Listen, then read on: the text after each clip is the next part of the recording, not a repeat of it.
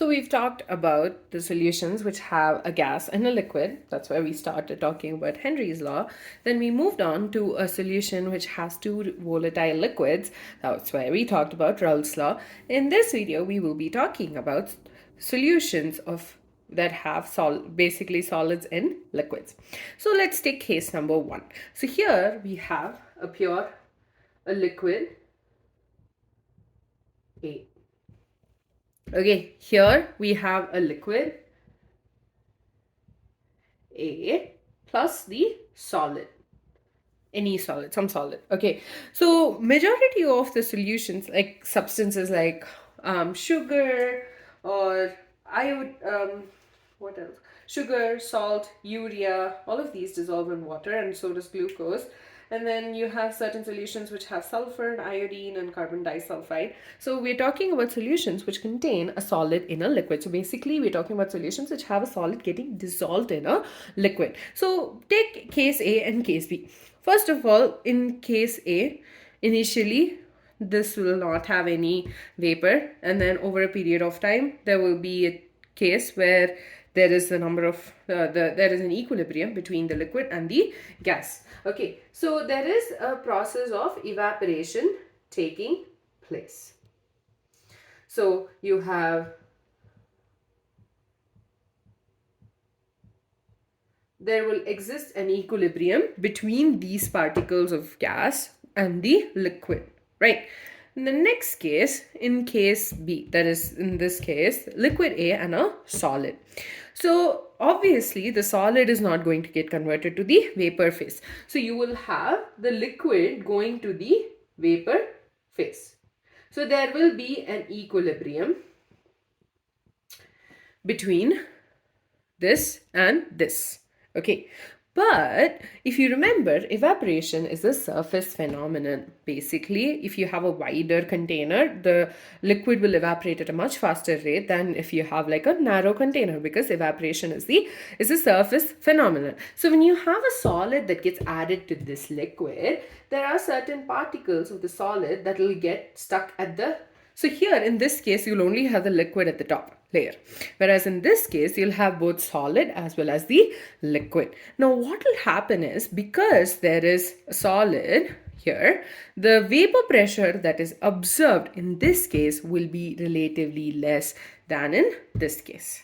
Okay, so basically what's happening over here is that evaporation is a surface phenomenon, and because when we have a solid dissolved in a liquid, the solid substance is going to be at the top. The molecules are going to be at the top as well, not just the liquid basically, and because of that it'll affect the equilibrium, and then you'll have lesser number of particles in the vapor phase, and this obviously will lead to the decrease in vapor pressure.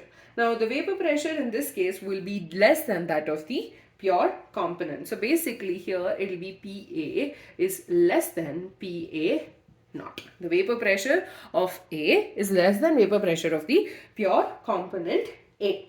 So when, let's assume we are adding more volatile substance, then as we add more solid to the liquid, there will be a further decrease in the vapor pressure. Now in this video, what we'll do is we'll be talking about Raoult's law in relation to this.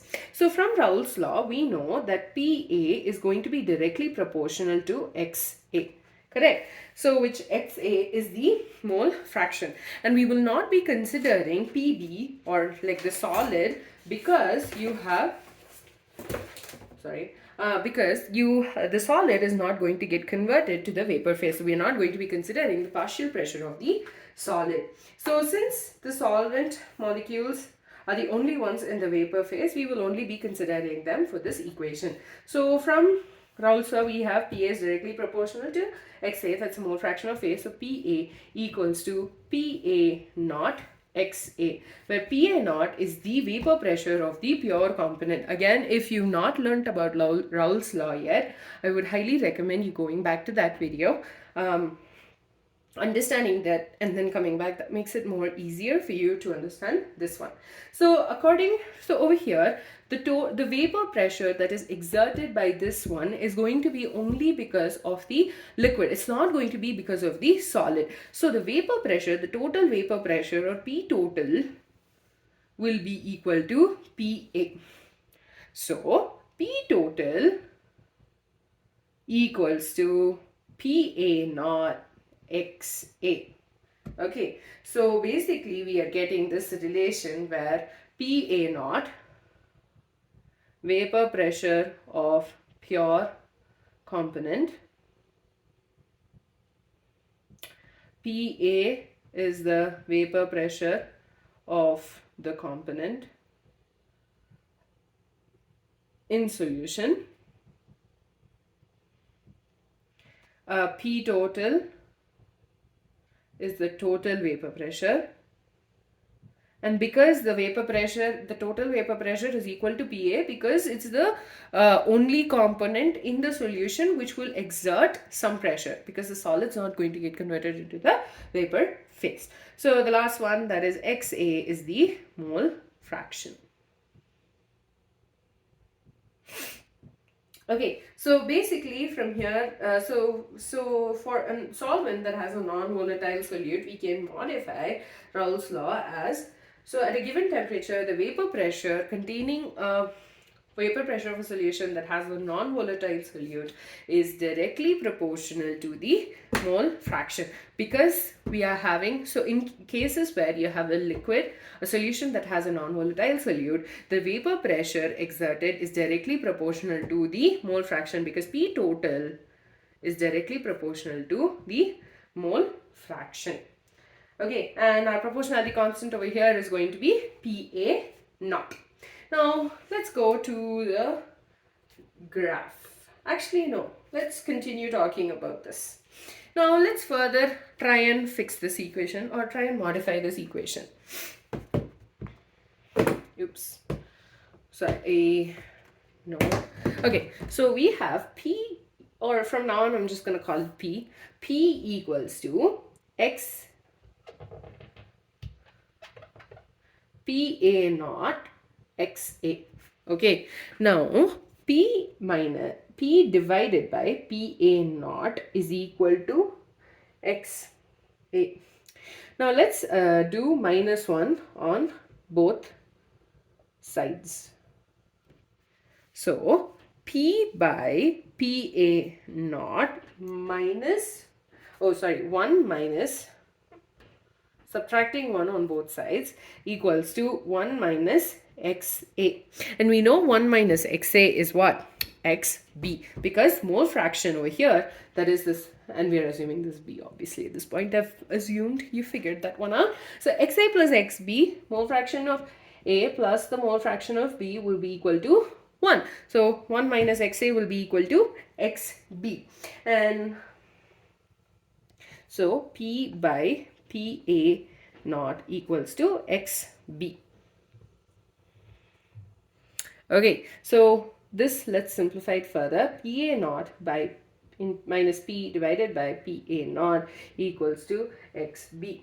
So basically, this is P of the solvent minus P of the solution divided by P of solvent is equal to mole fraction of the solute. So we have obtained a relationship between the mole fraction of the solute and the pressure of the solution as well as the solvent. So basically you'll be learning this again under colligative properties. If you notice, there has been a decrease in the vapor pressure. So the vapor pressure, the total vapor pressure is less than that of the vapor pressure of the pure component, and this in turn means that there has been, that's a lowering of vapor pressure, and when we divide it by the P of solvent, then it is a relative lowering relative lowering of vapor pressure. And you will be learning that again in colligative properties. So this is basically what we did.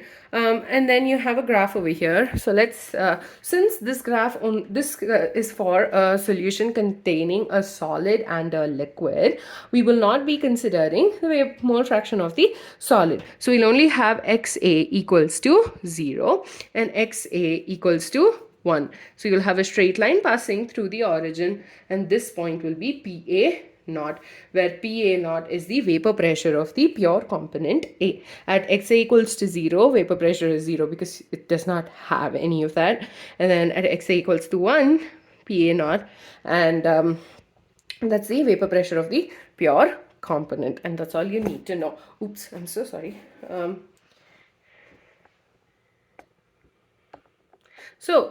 Basically, we started with understanding that evaporation is a surface phenomenon. So when we add a solid to a liquid, then the solid particles are, the molecules of the solid are going to be also at the top, apart from the liquid alone, and because of that there will be a decrease in the vapor pressure of the solution of the solvent. So here, that's why we have PA, that is the vapor pressure exerted by the liquid's vapors, is less than that of the vapor pressure of the pure component, that is A. So according to Raoult's law, we know PA is directly proportional to XA, or vapor pressure of A is directly proportional to the mole fraction of A. PA is equal to PA naught into XA, where PA naught is the vapor pressure of the pure component A. And then we P total, actually we changed it, so I'm just going to erase that. So P equals to PA, which is P is the total vapor pressure exerted by the solution, equals to PA, because you only have a liquid and a solid. If it had been a volatile liquid, then maybe we would have considered PA and PB, which we did when we talked about Raoult's law. But because it's a solid, B does not get converted to vapor, and because of that, we will not be considering the vapor pressure of the solid. So P equals to the vapor pressure of the solvent into the mole fraction. So in essence, we've gotten this relation, P is directly proportional to XA.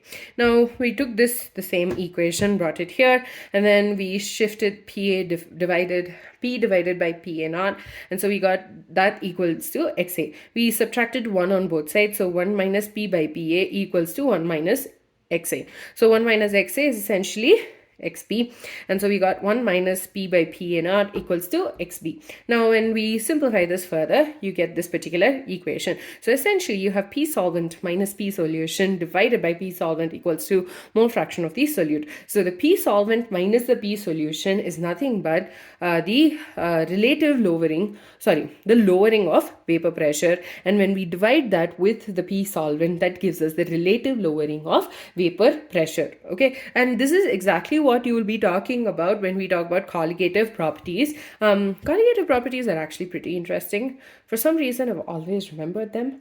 Makes no sense. The next one is a graph over here. So XA equals to 0. At XA equals to 0, you'll have 0 mole fraction, 0 vapor pressure, and then as XA equals to 1, PA naught, which is nothing but our mole fraction, sorry, it's been a long day, vapor pressure of the pure component. And then with that, we're done with the vapor pressure of solutions, the solids in liquids. I believe in the next video, we will be talking about ideal